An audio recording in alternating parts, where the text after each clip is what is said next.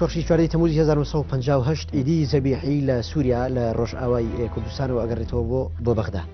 دەوترێت لەو دەمەیە وتاریشی بە نێوی گەلی سووریاوە لە بەردەم عەبدولکەریم قاسما خوێنێتەوە. ئەگەر زەبیحی کوردی ئێرانێ نەبایە بەداخەوە ئەوەی دەڵێ ئەگەر خەڵکی ئێرە بایە زەبیحی دەورێکی زۆر زۆر زۆر گەورەتری دەبوو لەوەی کە هەیەتی. لە ساڵانی 59 بۆ 60 عەبدوڕەحمانی زەبیحی خۆی لە دامودەستگاکانی عەبدولکەریم قاسم نزیک کاتەوە و